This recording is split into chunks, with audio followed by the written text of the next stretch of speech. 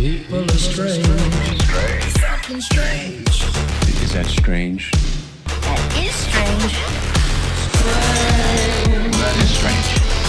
Well, this is strange.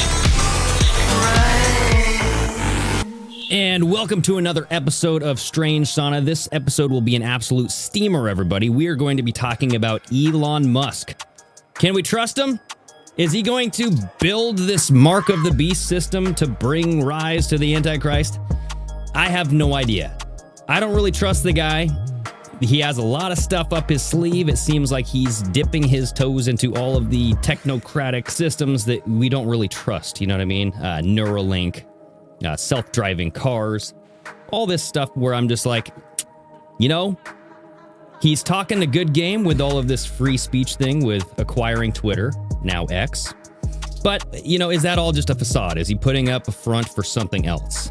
I don't know. We're going to find out. We're going to explore some videos here. I want to first start out with a video by Greg Reese that kind of dips into the overshadowed aspects of his acquiring all of these companies.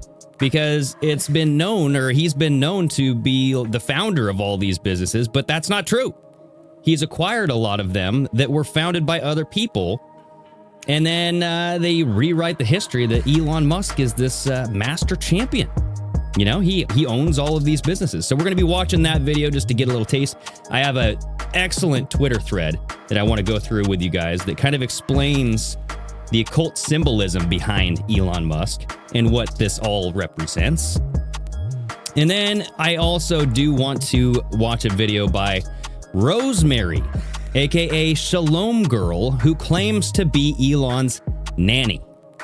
So she claimed that Elon Musk opened a portal in his bedroom. She went down into the abyss with him, saw some creatures, and yeah, it gets crazy, everybody. So we are going to dive into this man, the mysterious Mr. Elon Musk. So everybody, if you like this channel, if you like occult symbolism, breakdown, conspiracy theories, all that jazz, you've reached the right place. That's what Strange Sauna is all about. My name is Greg. I talk about strange things in my sauna studio, hence Strange Sauna. So if you like this show, leave that thumbs up, subscribe to the channel, hit that notification bell. That way you don't miss anything that I put out. Also, subscribe and listen to this show on Apple and Spotify. I'm trying to get over 500 weekly downloads. So if you guys can do that, it'll help me out tremendously. Thank you so much. All right, let's get steamy, everybody. Right off the bat, to introduce Mr. Musk, I kind of want to watch this video. All right. Greg Reese, excellent reporter for InfoWars. If you don't know him, go check out his stuff. This is a video from him describing Elon Musk and the falsehoods surrounding Elon Musk and all of his companies. Okay? So here is the real Elon Musk, everybody. Pop culture has touted Elon Musk as some sort of eccentric heavyweight genius with humble beginnings. But this is demonstrably false. Elon Musk was born in South Africa, where he claims he grew up extremely poor, but his family owned an emerald mine. As a teenager, Elon would trade emeralds for cash in New York City, and his father bragged how they had so much money we couldn't even close our safe. Musk claims to have had about $100,000 of student loan debt, but he received a full scholarship to the University of Pennsylvania, where he bought a 10-bedroom frat house with his friend Adeo Ressi and ran an illegal nightclub. The pop culture claim is that Elon has an IQ of 155, but this has never been tested, and after being accepted into Stanford for PhD studies, he dropped out after 2 days. After dropping out, Elon began his first business venture with his brother Kimball, Zip2, which was essentially a digital version of the Yellow Pages. The brothers received tens of thousands of dollars from their parents, and yet Elon denies this. An associate of Elon's father, Greg Curry, got involved to bring in investors, but Elon's code was no good, so they had to hire on professional coders to rewrite everything. Zip2 was then sold for $307 million to Compaq, who later shut it down without ever earning a profit. Elon made $22 million, bought a $1 million McLaren F1 supercar, which made mainstream news, before he totaled the uninsured vehicle. Musk then went on to create an online bank, X.com. he partnered with banking expert Harris Fricker, Edward Ho, and Christopher Payne. All three ended up leaving the company after accusing Elon of lying to the media about the quality of their product. Elon claims he founded PayPal. Before the company was named PayPal, it was known as Confinity. It was founded in 1998 by Peter Thiel and Max Levchin. After losing millions of dollars, Elon's X.com was bought by Confinity in a merger in 2000. All Musk contributed at Confinity was his own power struggle. He made himself CEO and pushed to change the name to X.com. The executive team successfully petitioned to fire Musk while he was away on vacation. Part of Musk's resignation agreement stipulated that all references to founders of the company will be removed from their website, allowing Elon to claim credit, which so far is all he has ever achieved. Peter Thiel then rebranded the company as PayPal, went public, and sold to eBay for $1.5 billion. Elon made $180 million from the deal, which he then invested into Tesla, SpaceX, and failed company SolarCity. Elon falsely claims to be the founder of Tesla. Tesla was founded in 2003 by Mark Tarpenning and Martin Eberhard, who developed the Tesla Roadster. When Tesla Motors began looking for venture capital, they approached Elon Musk, who had the fake credibility as PayPal's co-founder. Musk joined with the condition that he be named chairman of the board. In emails, Musk was upset that the media was not giving him credit for Tesla Motors and went after Martin Eberhard, replacing him as CEO. He then forced Eberhard out of the company and rewrote the company's history to have himself listed as an original co-founder. Martin Eberhard, the man behind the Tesla Roadster, was promised the first Roadster off the assembly line. But Musk screwed him over on that as well and sent that car into space. You can tell it's real because it looks so fake, honestly. So who is Elon Musk? Elon describes his father as being an evil, abusive man. His father, Errol Musk, has been accused of being a pedophile and fathered a child with his stepdaughter, who is 42 years younger than him. This spoiled, narcissistic failure, son of accused pedophile, wants to put computer chips in everyone's brain so that we can merge with artificial intelligence.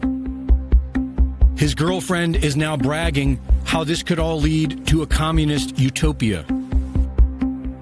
And strangely enough, former Nazi and head of NASA, Wernher von Braun, predicted a man named Elon would conquer Mars in a 1952 novel that he wrote. Which is odd, because NASA has partnered with Elon's SpaceX to work towards colonizing Mars. Elon Musk, like everything else in today's modern society, is a fraud, a fake genius, just like fake philanthropist Bill Gates, brought to you by the fake news. Here's a pro tip for dealing with the mainstream media and all of pop culture. Assume it's a lie and research everything. For Infowars.com, this is Greg Reese. So he touched on so many different things right there, okay? How Elon Musk is a fraud. He never really made or generated anything by himself. He just acquired and forced these CEOs to rewrite the history of the company. Am I right? So that was very interesting, but he did touch on a lot of stuff that I kind of want to go through before we get into this Twitter thread here. Because there is a lot of info on his companies here and SpaceX. So the idea of SpaceX started out on a flight to Russia it was this conversation between Elon Musk and Michael Griffin, who worked for the CIA's In-Q-Tel. And after Griffin became NASA's administrator in 2005, he awarded SpaceX $396 million as part of the Commercial Orbital Transportation Services, or the COTS program. At that time, SpaceX had never even launched a rocket. So these two were kind of buddying up on flights to Russia to get these intercontinental ballistic missiles. That's a mouthful, okay? Sorry. And I'm kind of slow. But they're trying to get these debilitated rockets that aren't in service anymore. Things lead to another, that fails, but he's trying to get this guy, Michael Griffin, to come over to SpaceX. Michael Griffin then just joins NASA instead, but awards SpaceX $396 million. They haven't even launched a rocket yet. So that's very odd. And then in December 2008, with SpaceX again on the verge of bankruptcy, Griffin awards SpaceX, along with his own orbital sciences company, each contracts with a combined value of $3.5 billion. Elon Musk actually credits NASA for saving SpaceX. So that contract alone saved SpaceX. NASA called and told us that we'd won a $1.5 billion contract. And I couldn't even hold the phone. It's like, I just blurted out, I love you guys. They saved you. Yeah, they did. Financially and maybe even emotionally. I'll tell you what, that was definitely helpful. So, I mean, NASA pretty much owns SpaceX right now.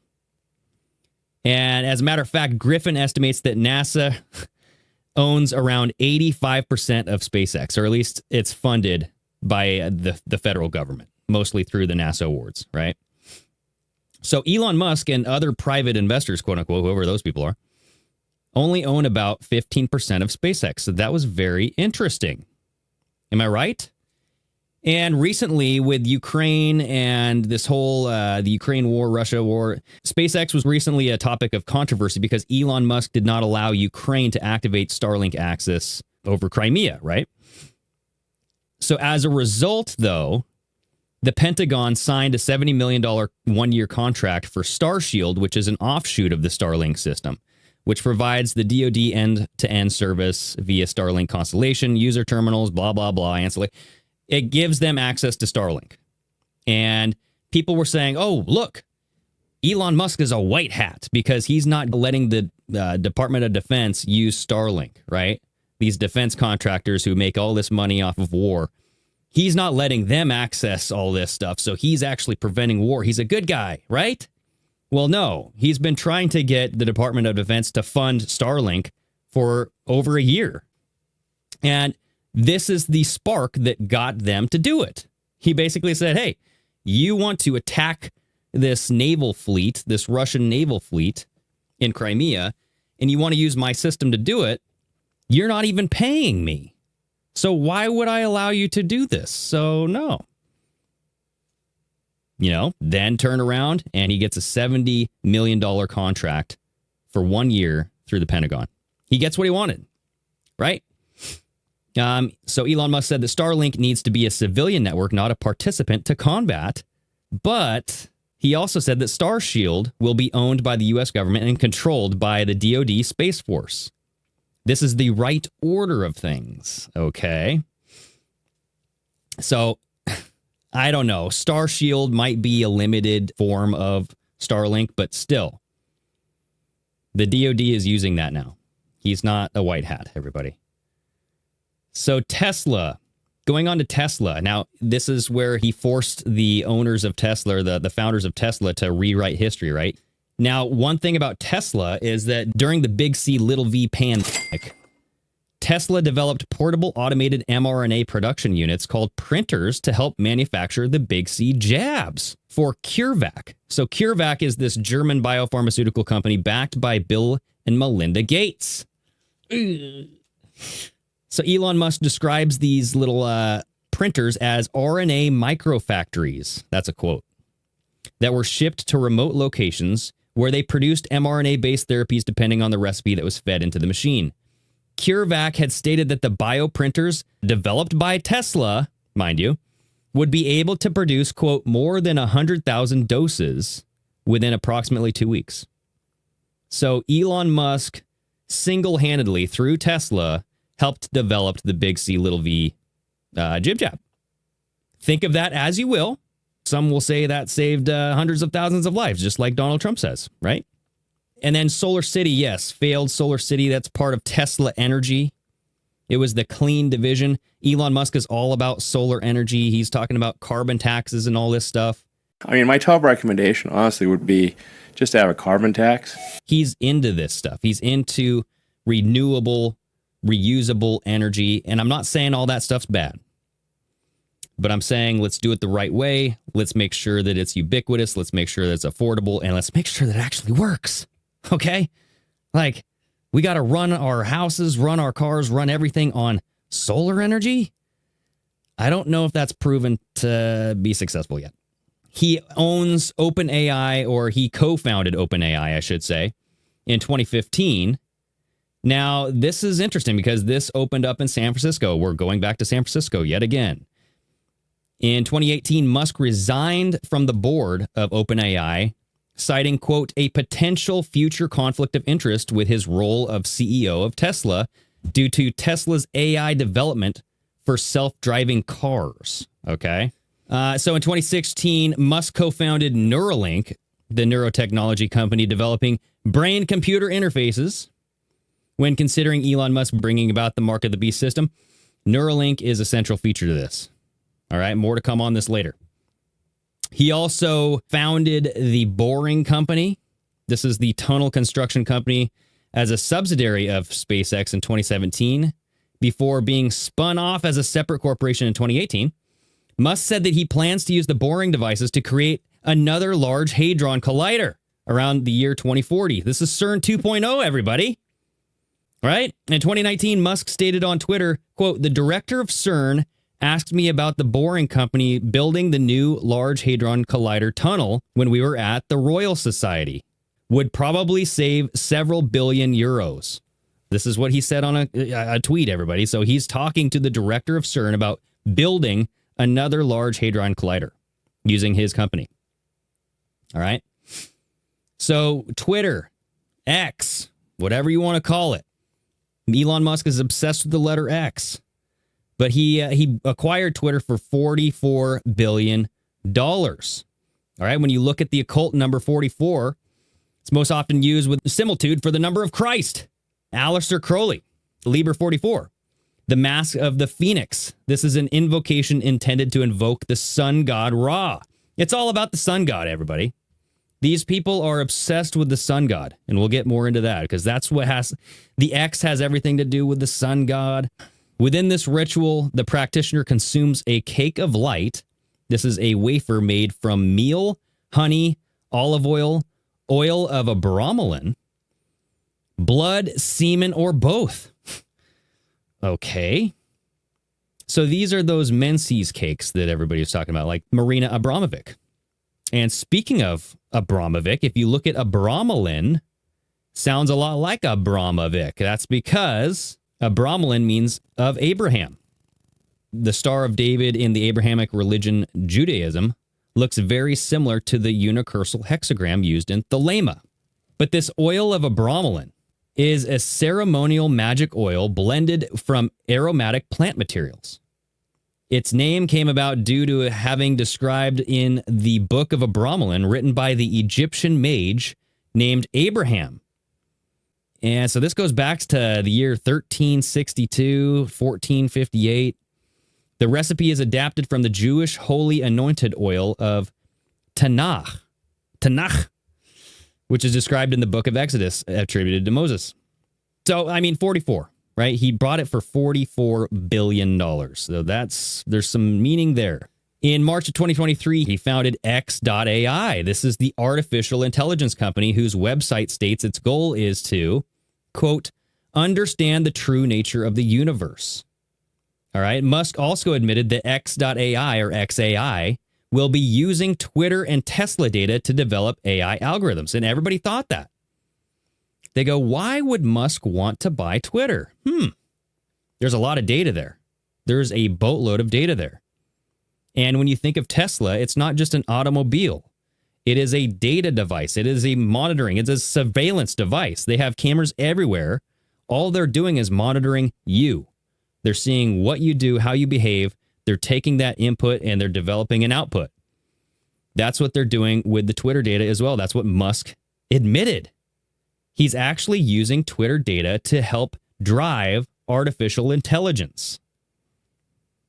Okay, now, is he a good guy? Will he do good things with this? I don't know. Is he acting like the savior and saying, hey, all these bad people are going to be doing bad things, so I got to come in and save everybody? So I don't trust it. I don't trust it. So let's take a look at Elon's name. All right, his name is derived from Elon, which in Hebrew is oak or oak tree. The root Elon is alal and describes something that protrudes or stand out, like a tree, you know? This could be a good or bad thing. The shining star, you know? In the Bible, the oak tree is a symbol of strength and power. So in the Bible, Elon is also the 10th judge of Israel during the period of the judges, all right? So you have all of these meanings of his name. Elon, El-on, Elohim, the gods and the deities. El is the supreme god of the Canaanites, sometimes depicted as a bull and known for the tremendous power and strength. The oak tree, the bull, El, you know? So if you look at his name as broken as El-on, the on could come from the Freemasonic Jabulon. So there's allegations that Jabulon is the name of the unique Masonic god. According to the Masonic historian Arturo de Hoyos, the word Jabulon was first used in the 18th century in early French versions of the Royal Arc degree. It relates as a Masonic allegory in which Jabulon was the name of an explorer living during the time of Solomon, who discovered the ruins of an ancient temple. Within the ruins, he found a gold plate upon the name of God, Yahweh, YHWH. It was engraved on that. So interpretation of the name Jabulon, there's a lot of them, all right? But one such interpretation comes from Stephen Knight, where each syllable of the ineffable name represents one person of this trinity. So you have Jah, J-A-H, is Yahweh, or Yahweh, the god of the Hebrews. Bul, B-U-L, is Baal, B-A-A-L, the ancient Canaanite fertility god. And On, O-N, Osiris, the ancient Egyptian god of the underworld. So looking at this, you have El, God, On, Osiris, Elon, Osiris God. That fits right in with the X symbolism because X is another symbol for Osiris. Keeping on this train here, the Ordo Templi Orientis, okay? The OTO. Getting into the Jack Parsons, L. Ron Hubbard, Aleister Crowley stuff here. According to Francis X. King, there's that X, in the secret rituals of the OTO, Jabulon is used in two rituals of the Ordo Templi Orientis.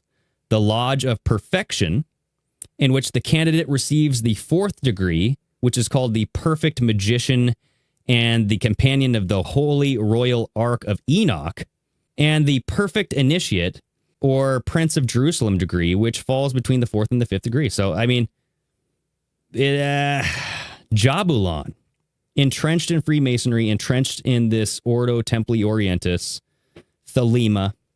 Now, Greg Reese did touch on Elon's grandfather, okay, Joshua Haldeman. He was a Canadian chiropractor, but that's not it.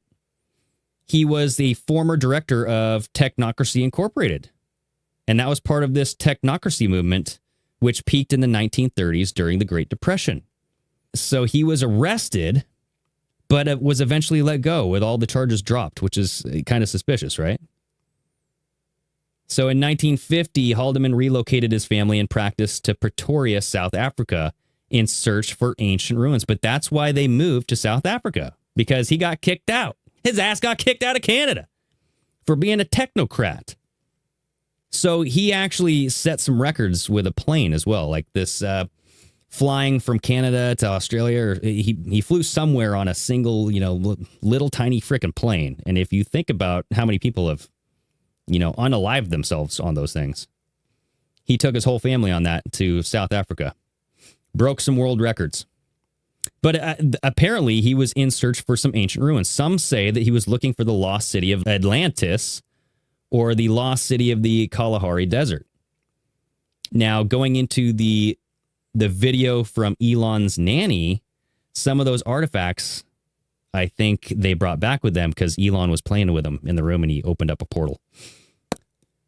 But before we get there, what is technocracy? If we look at what technocracy is, Elon Musk is all about that. He's called for opening up a technocracy on Mars. It's where you replace politicians with engineers and experts in the field. Kind of like what happened during the Big C, Little V. We were all looking at Fauci. We were all looking at experts, the WHO, scientists, doctors. We weren't looking at politicians. The scientists and the engineers and the doctors were driving the politics and the political movements. It's also where you replace money with energy certificates. Think about that. Energy is used and created, and it's tracked. Okay, this is social credit. This is your carbon tax system. Okay? You get energy certificates, and you only get so much because you don't want to spend too much energy. There's that. So Elon is... he's entrenched in that. At least like his family is entrenched in that. Does he agree with that? I don't know. But it seems like he has tweeted several things where he wants to build a technocracy on Mars. He's big into robots running the world, right? The Tesla Optimus robots, he said, were created to address the human labor shortage. Okay. Elon also thinks that we will need a universal basic income due to automation and robots that he's helping to build, mind you. And, if you think about this, going back to the Raelian movement, so remember when Elon Musk banned Kanye West from Twitter? It was after Kanye posted the picture of the Raelian symbol. It was the Star of David with the swastika inside of it. Now, Elon Musk banned Kanye West, saying that symbol was a hate symbol because of the swastika. But it was very suspicious because it's like, wait a second. Does Kanye West know something about Elon Musk? Like, is Elon Musk a Raelian? Because there was a while there where Kanye West was hanging out with Elon. You know what I mean? They were buddy-buddy. They're taking pictures, all this, hanging out. Elon's dating Grimes. And then all of a sudden, Kanye posts this picture of the Raelian symbol and Elon Musk bans him? But in this Raelian movement, going back to the robots and universal basic income, that's one of the things that they agree with as well. It's called paradism, where it's a world without money or work, and work is performed by robots, and you have all production tools and services and resources nationalized. Okay? Now, there was something that Greg Reese mentioned in that video about Grimes calling for AI can help implement communism. So she put out this video that's saying how robots and AI can help bring about communism. I have a proposition for the communists. So typically, most of the communists I know are not big fans of AI. But if you think about it, AI is actually the fastest path to communism. So if implemented correctly, AI could actually theoretically solve for abundance. Like, we could totally get to a situation where nobody has to work, everybody is provided for with a comfortable state of being, comfortable living. AI could automate all the farming, weed out systematic corruption, thereby bringing us to as close as possible to genuine equality. I think that Elon Musk is all about this. Like I mentioned, he talked about building a technocracy on Mars. He's referenced puns regarding sending a Noah's Ark space shuttle to Mars. But the weirdest thing of that video that Greg Reese played was this 1953 book, Mars Project, written by Werner von Braun. Okay? He was the Project Paperclip person that we brought over. He was the Nazi that we brought over to help build NASA. So he wrote this book, and he said that the leader of Mars shall be called an Elon.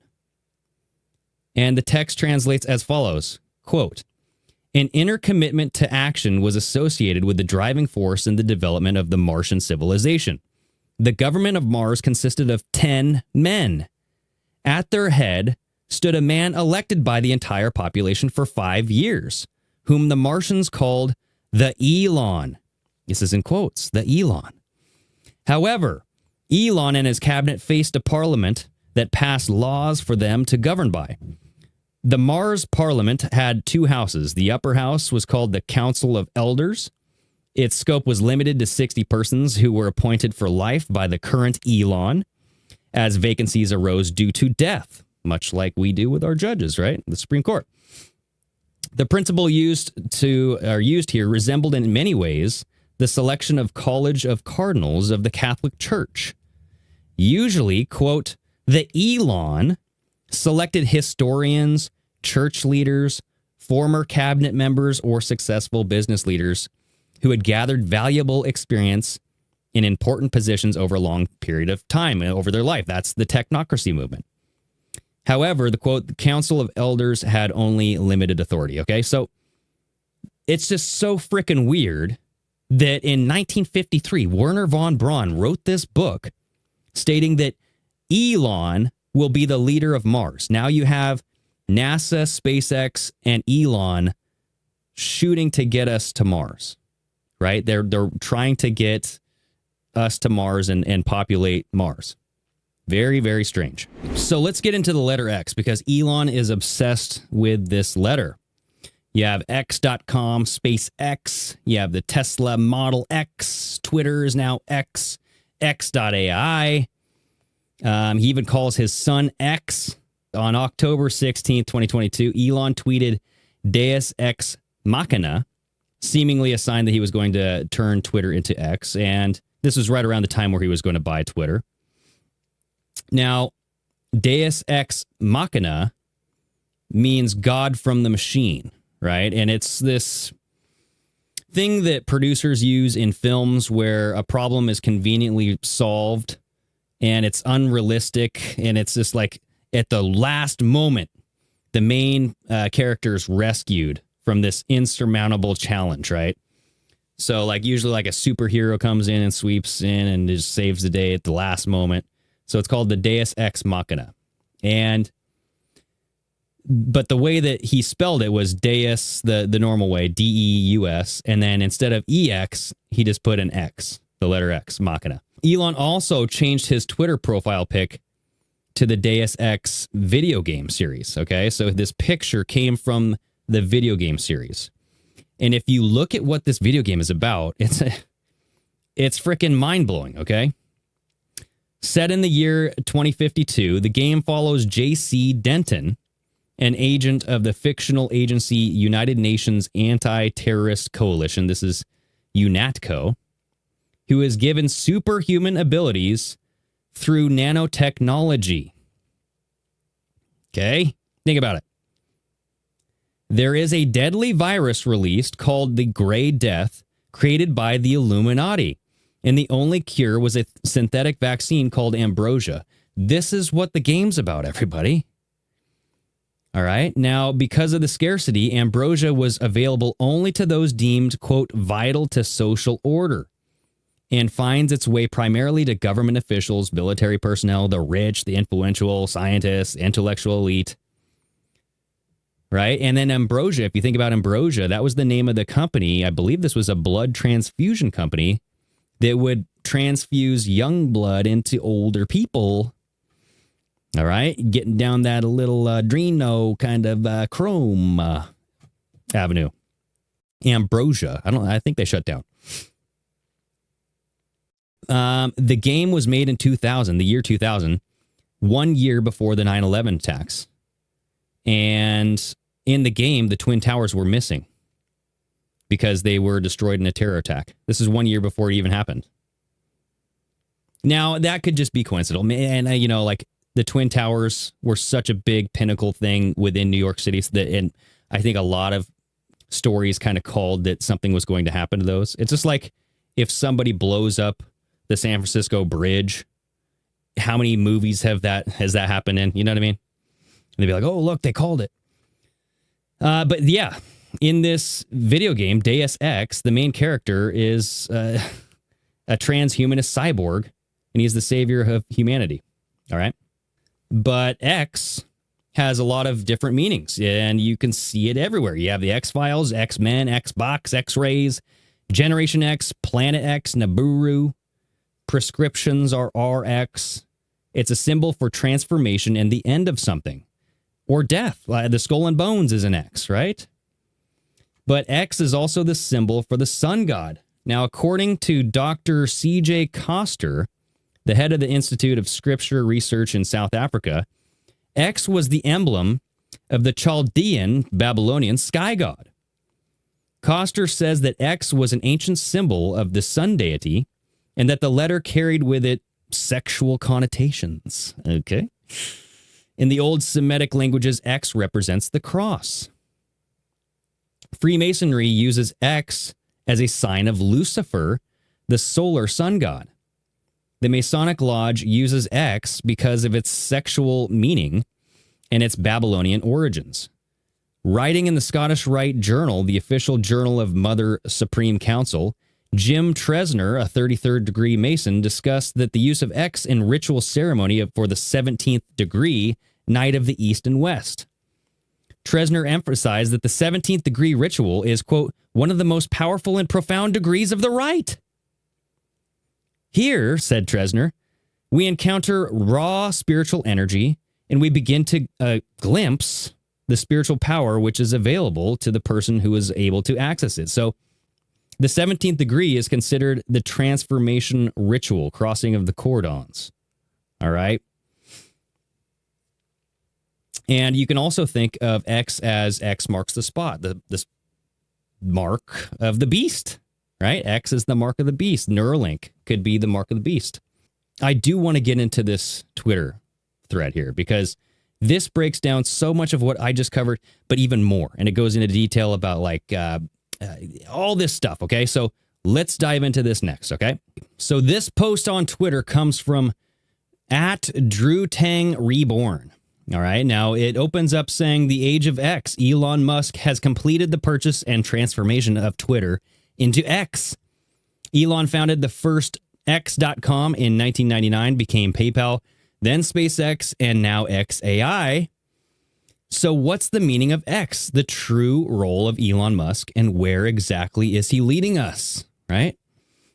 And there he posts a picture of Elon with angel wings, the X on the chest there, kind of like Iron Man, and the sun behind him. Oh, boy. This gets deep, everybody. So let's start with the post Musk made about his X obsession last week. In the image where he posted that he was performing what an Aleister Crowley ritual magic he was referred to as the Osiris Risen. So in the image that he posted, he was doing this Osiris Rises, so the Osiris Risen Aleister Crowley thing. So check this out. Look at this. This is what Aleister Crowley did in the Osiris Risen ritual. I don't know if Musk was doing the same feet crossing. Look, he's crossing his feet down here too. Crowley is. Now, and it's different. I mean, his hands are open, the palms are open. A little bit different than Crowley, right? A little bit different. This is, of course, in reference to the ancient Egyptian god Osiris, slain by Set and cut up into 14 pieces, then resurrected by his wife Isis, given an artificial penis, then impregnates Isis and is resurrected as his bird-headed son Horus, okay? This is the ancient Egyptian story of Osiris, Set, Isis, and Horus. Here's the 14 pieces. There's Isis, right? And then he comes back as Horus, given the eye. The eye of Horus gives Osiris vision and sight and the knowledge of that future there. Aleister Crowley was probably the most prolific sex magician and occultist of all time, founding the religion of Thelema and attracting to him students such as Jet Propulsion Lab founder, grandfather of NASA, Marvel Jack Parsons, and Scientology founder L. Ron Hubbard. Yes, yes indeed.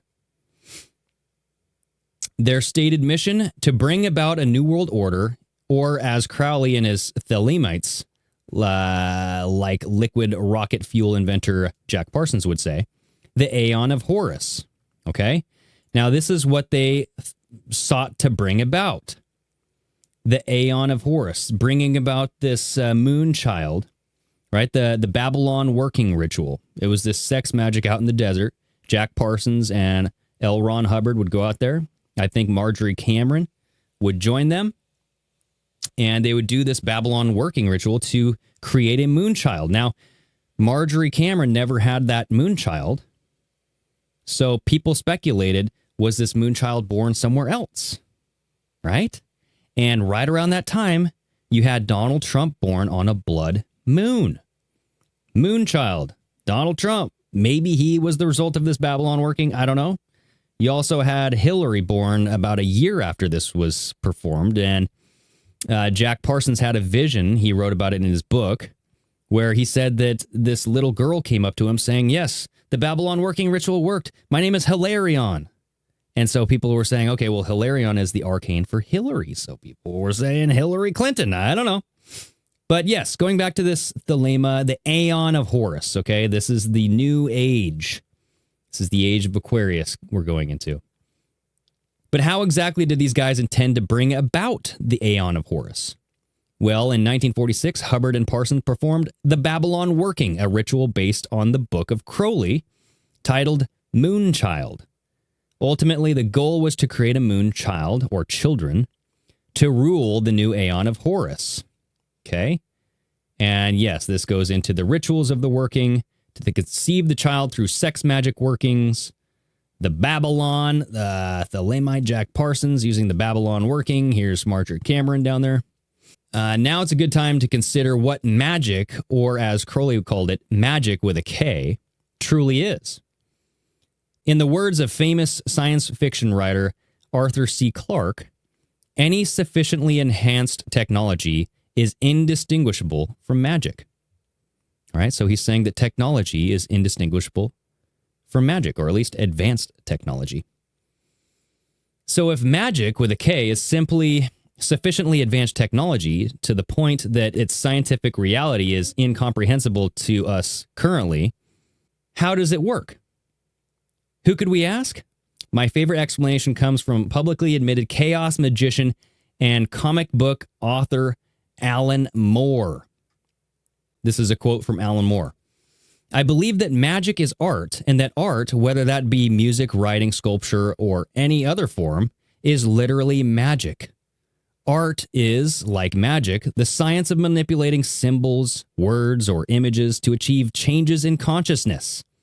Indeed, to cast a spell is simply to spell, to manipulate words, to change people's consciousness. And this is why I believe that an artist or a writer is the closest thing in the contemporary world to a shaman. Okay, here's Alan Moore. He's an occultist. He follows Crowley's religion, Thelema. All right. Moore, as a student of Crowley, gives a great example of exactly how true magic is implemented. If art is magic, and the stories crafted and published influence the mass subconsciousness that causes those ideas to manifest in the real world, what stories are we living right now? And then he gets into Project Mars, okay, and how it's governed by the Elon. All right, and we just talked about this. So in 1948, longtime friend of Parsons and chief architect of the Saturn V rocket that Apollo 11 took to the moon, and ex-Nazi SS member known to do rituals themselves, Werner von Braun wrote a book titled The Mars Project after coming to the U.S. in 1945. All right? And yes, written just 2 years after the Babylon working, on page 177 of this book, he describes this human colony on Mars, and that the leader was given the title of an Elon. It just blows my mind still, right? Blows my mind. Why Mars, though? Well, it's possibly because Mars was referred to as the Horus of the horizon, or the Horus the Red. This is awesome, you guys. Look at this. Mars in culture, all right?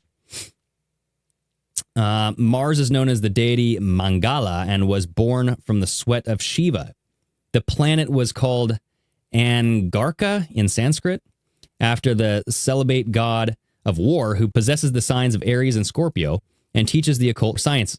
The planet was known by the ancient Egyptians as, quote, Horus of the horizon, then later her Deshur, or Horus the Red.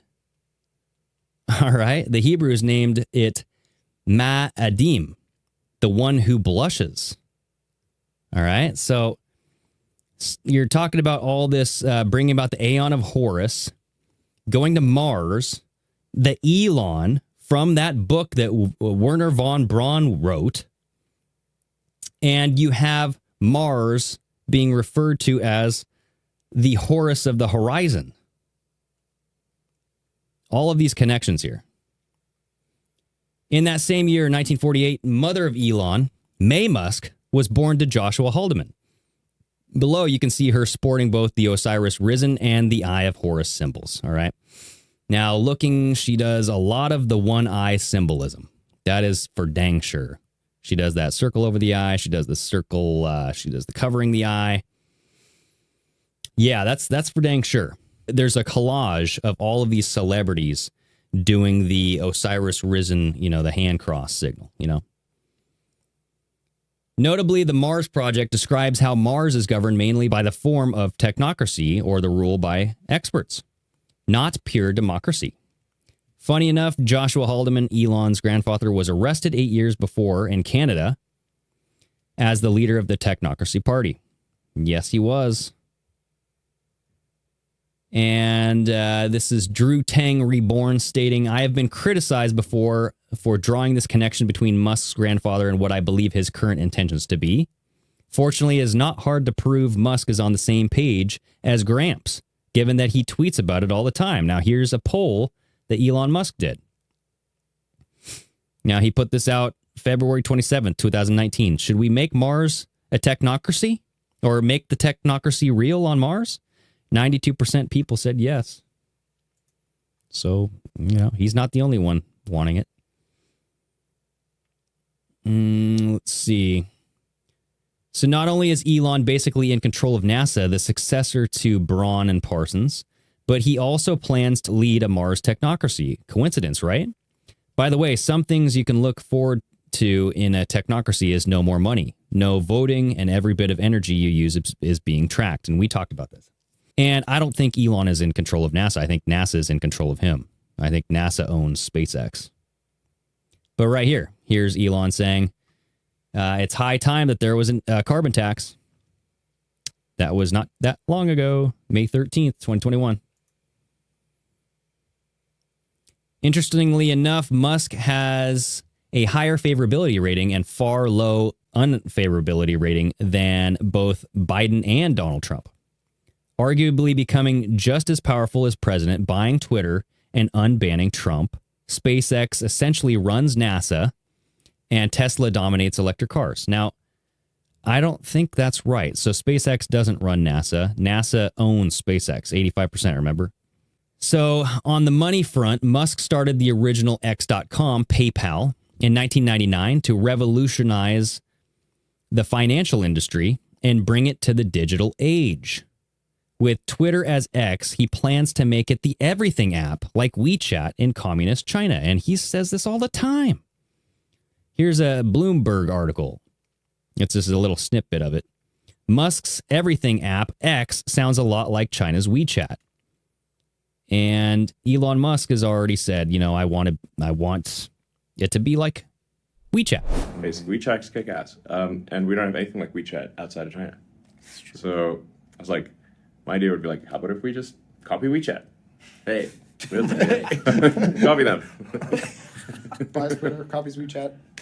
Yeah, pretty much. Yes. While it may seem nice to have everything in one place, from social media to finances and messaging, this makes censorship, tracking, and control of the population extremely easy, which is exactly what happens with China's WeChat. All right. Here is a little snippet from Fortune. It says China's WeChat is a censorship juggernaut. And we go to the Washington Post. Chinese censorship invades the U.S. via WeChat. So what's his next move? Recently, Musk disabled web users that were not logged into an account from viewing tweets and limited the amount of tweets that could be viewed by an account. Rumor is that he did this to prevent AI bots from using this data. On July 12th, he launched XAI. All right, this is X.AI, his artificial intelligence company that he is using Twitter data to boost, right? He's using it to write algorithms with his artificial intelligence. Elon, of course, co-founded OpenAI in 2015, contributing millions of dollars to develop what is now called ChatGPT. OpenAI is now closed source and owned outright by Microsoft, well known for being censored and politically correct.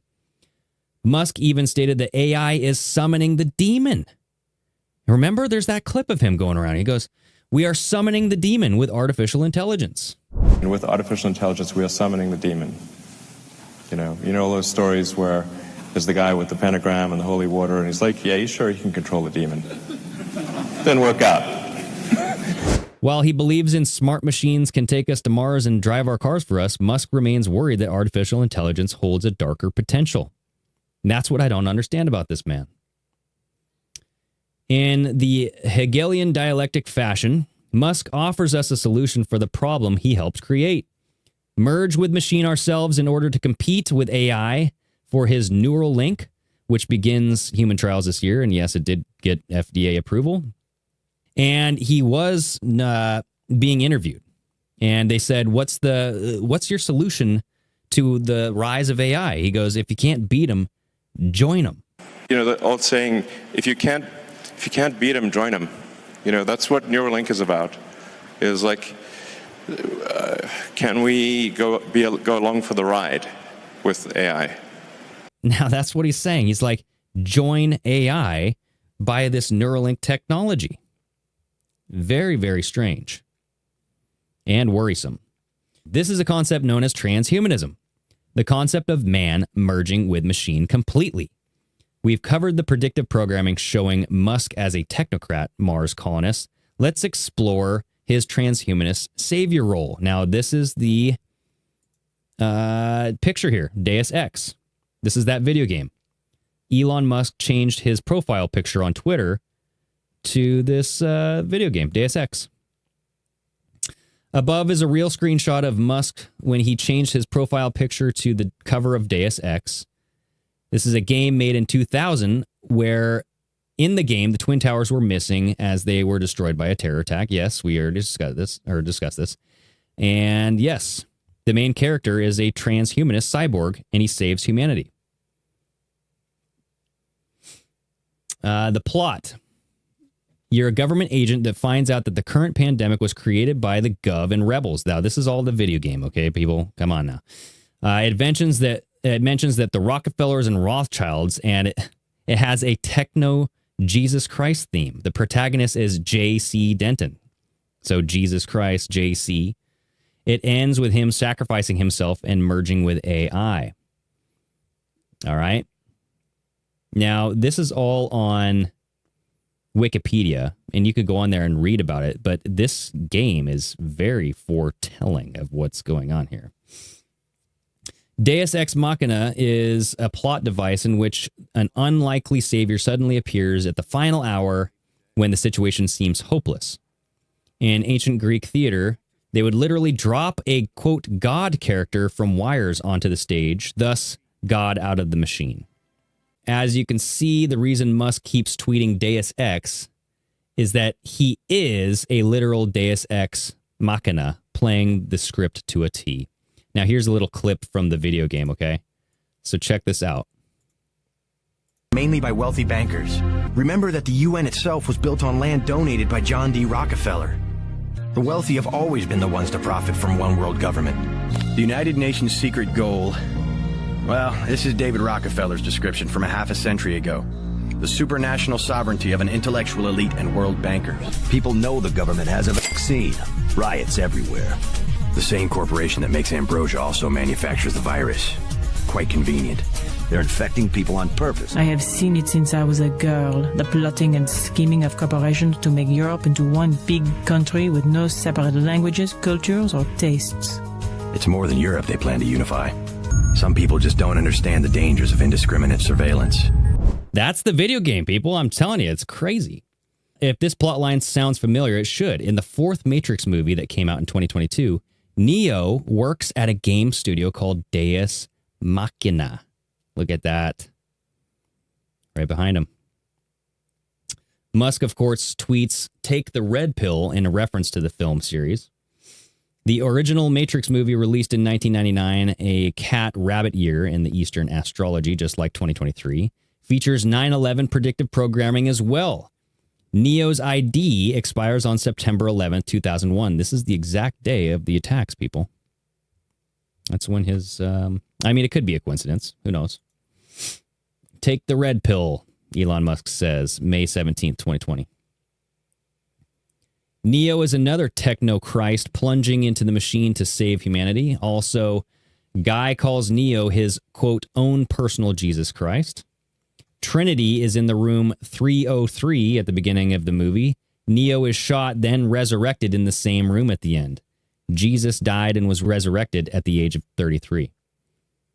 To tie this all back to Crowley Chaos Magic, the formerly known as Wachowski brothers, who directed The Matrix, also made the film called V for Vendetta, based off a comic book of Alan Moore. All right. This film, released in 2005, takes place in 2027 in a dystopian world where you find the government secretly released a bioweapon pen, to gain authoritarian control. V for Vendetta is a movie where an anonymous freedom fighter, known only as V, cough, cough, Q, leads a mob to storm the capital of a corrupt government who secretly released a bioweapon in order to implement more authoritarian control. The movie ends with the crowd of citizens marching on the Capitol building under the direction of the anonymous leader that goes by a single letter, Q. Oh, wait, I meant V. So this guy's making fun of. He's doing he thinks that this is V for Vendetta is the whole Q Anon movement, right? Their mantra is remember the 5th of November, while January 6th was about the events of November 3rd. All right. QAnon shaman. Remember this guy? That's all well and good, but did Crowley Chaos magician Alan Moore ever write anything about Musk-like character? Enter Dr. Manhattan. He was a man-made god being. Below, Musk tweets a picture of the character hanging out on Mars. So Musk was tweeting this Dr. Manhattan figure just hanging out on Mars. Dr. Manhattan likes to hang out on Mars solo, building a sanctuary there, and at the end of the comics, staying there for good. Oh, to really drive the point home, Manhattan is single-handedly responsible for humanity's shift to electric-powered cars. So he has this little clip here, and it says it right here, it's highlighted. He is single-handedly responsible for the shift to electric-powered cars, Dr. Manhattan. So is Elon Musk Dr. Manhattan, everybody? I don't know. We have shown how Musk-Crowley adjacent predictive programming has accurately shown 9/11, the blah, blah, blah, January 6th. And what's next? Let's take a look at this image posted by Musk's ex-lover and mother of his son, X Grimes, in 2019. Now, remember this? She posted this whole thing where it made it look like there was these things leading to the big C, little V, and then the pokey pokey, and then also this alien spaceship. I think this might be fake, but you never know. All right. But I don't know. This is like some ancient slab, but this could just be emojis that somebody puts on, Could be a fake picture. So this is where things start to get really interesting. And given the, quote, alien disclosure, congressional hearing last week, extremely applicable. In Moore's Watchmen, nuclear war is avoided using a fake alien invasion, using a genetically engineered psychic squid to kill millions. Oh, gosh. All right. In addition, in Deus Ex, there are grays that match the typical description of an alien. However, what you find out is that they are also simply genetic experiments used in the by the Illuminati to distract the public from their actual projects. So in that Deus Ex video game, grays were made as a distraction. They're just genetic experiments. Now, there is so much more to cover in this post, okay? I bit off more than I can chew, so there will have to be a part 2. I want to read the second part of this post, the remaining parts of this post, because it is juicy. There's so much detail in this. And then I also need to go through the video of Elon Musk's nanny, all right? Supposedly. Shalom Girl. But we're going to break down the video that she did. She did an interview with Right On Radio. I have several clips already set up to go. There's some very juicy, interesting details in there, but I found some inconsistencies that we will cover, all right? So if you do like this, just a reminder, hit that like button, subscribe, tell a friend, and share the show. Yeah, this truly does help me out. And do download on Apple and Spotify. Please, please, please. Let's get it up over that 500 weekly downloads, all right? That is the goal. All right, so hopefully you all enjoyed this episode. Until next time, we'll get back to this. Elon Musk Part 2, baby. All right, stay steamy, everybody.